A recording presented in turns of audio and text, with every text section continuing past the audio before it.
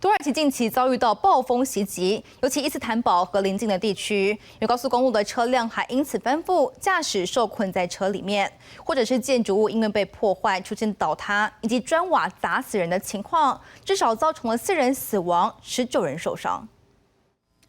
画面前方，一辆车正打算通过这个路段，但突如其来的暴风将高楼的混凝土块吹落，直接砸在车窗上。一旁骑楼的民众则是幸运逃过一劫。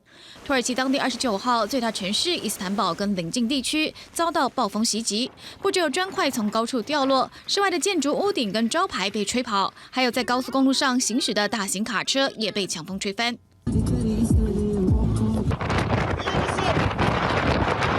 而在伊斯坦堡的恰塔尔扎区，能看到一座钟楼因为强风应声倒塌，让一旁的民众看傻眼。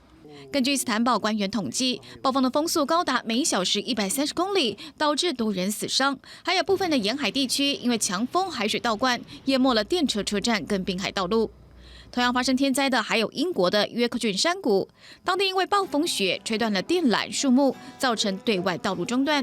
当地一家酒吧还被大雪埋住，造成里面的员工跟顾客共61人因此受困3天。而不同的是，受困民众的气氛却很欢乐。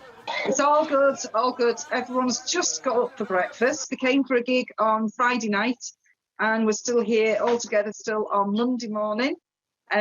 We are waiting to hear from the highways to see if they're going to be able to reach us with the snowplow today. 这家酒吧位于海拔528公尺高处，已经很习惯受到恶劣天气影响，因此储备的粮食丰富。酒吧内也有基本旅馆的临时床铺，因此受困的期间，员工为顾客提供电影、智力竞赛跟卡拉 OK， 让顾客们反而感觉像在度假。工人新闻陈顺bình